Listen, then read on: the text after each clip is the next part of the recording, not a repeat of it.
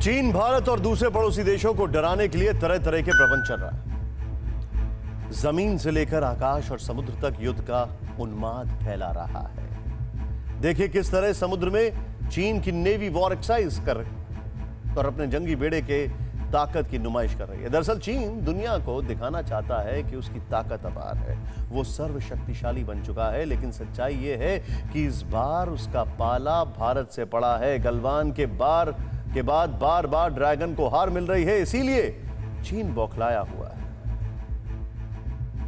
चीन की इस बौखलाहट की वाजिब वजह भी है। दरअसल लद्दाख में तेजी से बढ़ती ठंड से चीनी सेना की हालत पतली होने लगी है। चीन की सेना सर्दी के मौसम में इतनी ऊंचाई वाले ऑपरेशनल पोस्ट पर कभी भी तैनात नहीं रही है। और वैसे भी वो टेम्परेरी फौजी होते हैं जो 4 साल के लिए आते हैं और फिर मौज मस्ती करके चले जाते हैं। हालांकि वो सर्दी में तैनात रहने का बार बार दावा जरूर करती है, लेकिन उससे पहले से लद्दाख से के कोल्ड अटैक का डर सता रहा है। इसलिए करीब 1 महीने पहले ही चीन के विदेश मंत्रालय ने अपना डर जाहिर किया था। चीनी विदेश मंत्रालय के प्रवक्ता झाओ लिजियान ने कहा है कि शुभकामनाओं से हम सभी को उम्मीद है कि हमारे सैनिक अपने कैंपिंग क्षेत्र में वापस लौट आएंगे और सीमावर्ती क्षेत्रों में अधिक टकराव नहीं होगा। आप जानते हैं कि उस जगह की स्थिति बहुत खराब है और ये 4000 मीटर की ऊंचाई से ऊपर है। सर्दियों में ये इंसानों के रहने के लिए अनुकूल नहीं, इसलिए हम आशा करते हैं कि राजनयिक और सैन्य चैनलों के माध्यम से हम जल्द से जल्द फौजों को हटाने पर सहमति बना लेंगे। मतलब सीधे तौर पर अगर बात की जाए तो लद्दाख में फंस चुका है ड्रैगन और वो पहले से सरेंडर के मोड में, लेकिन नाक की लड़ाई के कारण अपने सैनिकों को मरवा रहा है। अब आपको बताते हैं कि ठंड के मारे एलएसी पर चीन की हालत इतनी ज्यादा क्यों खराब हो रही है और यहां लंबी लड़ाई के लिए भारतीय सैनिक जो हैं उनकी तैयारी कैसी है।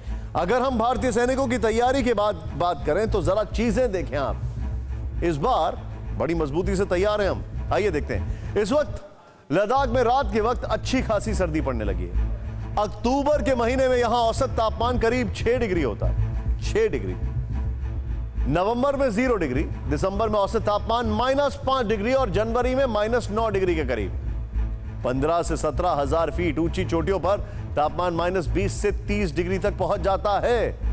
लद्दाख में इन दिनों न्यूनतम तापमान -10 डिग्री के आसपास है। क्योंकि चीनी सैनिकों को समतल जमीन से लाकर पहाड़ों पर तैनात किया जाता है, इसलिए वो ज्यादा ऊंचाई वाले ठंड वाले इलाकों में ज्यादा दिनों तक नहीं टिक पाते हैं, क्योंकि वो पहले एक्लिमेटाइज ही नहीं कर पाते हैं। हालांकि अक्साई चिन में चीनी सैनिक साल में 3 बार तैनात होते हैं, लेकिन गर्मी के मौसम में सर्दी चीनी फौजी जो सर्दियां होती है उसमें चीनी फौजी जो होते हैं वो जमीनी इलाकों में वापस लौट जाते हैं, जबकि भारतीय सैनिक सियाचिन, पूर्वी लद्दाख या पूर्वोत्तर में पहले ही 1 या 2 कार्यकाल में काम कर चुके होते हैं और हम तो कश्मीर की पहाड़ियों पर अक्सर तैनात रहते हैं। हमारे सैनिक कड़ाके की सर्दी, बर्फीले बॉर्डर पर लंबी तैनाती के लिए शारीरिक और मानसिक रूप से तैयार होते हैं और चीन के साथ लंबी लड़ाई को देखते हुए एलएसी पर डटे करीब 50,000 सैनिकों के लिए पुख्ता इंतजामात किए जा रहे हैं। लद्दाख के हाई एल्टीट्यूड वाले आउटपोस्ट पर सैनिकों के रहने में कोई दिक्कत ना आए, इसके लिए कड़ाके की ठंड के दौरान इस्तेमाल में लाए जाने वाले डिवाइस मंगाए गए हैं। -50 डिग्री सेल्सियस तापमान और 40 किलोमीटर प्रति घंटे की रफ्तार वाली बर्फीली हवा का मुकाबला करने के लिए थर्मल इंसुलेशन वाले कपड़ों को इंतजाम किया जा रहा है। कड़ाके की ठंड में इस्तेमाल वाले में लाए जाने वाले टेंट हैं यहां पर मौजूद। फाइबर रीइंफोर्स्ड प्लास्टिक इग्लू बनाए गए हैं और स्पेशल स्नो बूट्स की जो स्टोरेज भी वो बढ़ाई जा रही है। यानी एलएसी पर भारतीय सेना ने लंबे टकराव की तैयारी कर ली है। यहां तक कि सर्दियों से आगे गर्मी तक की तैयारी पूरी। किसी भी देश से चीन पहले मनोवैज्ञानिक लड़ाई लड़ता है और अब यह साफ हो चुका है कि भारत ने यह मनोवैज्ञानिक लड़ाई जीत ली है। चीन ने सोचा था कि उसकी चकाचौंध से घबराकर भारत पीछे हट जाएगा और सीमा पर स्ट्रक्चर तैयार करना छोड़ देगा, लेकिन भारत ने चीन के डर से जिस सरहदी इलाकों को फटेहाल छोड़ रखा था, वहां चीन की चिढ़ के बावजूद चमचमाती सड़कें बनवा दी, एक से एक मजबूत पुल बना दिए, यहां तक कि अटल टनल भी बना दी है। और आज परवाह देश की, सोमवार से शुक्रवार रात 10 बजे TV9 भारतवर्ष पर।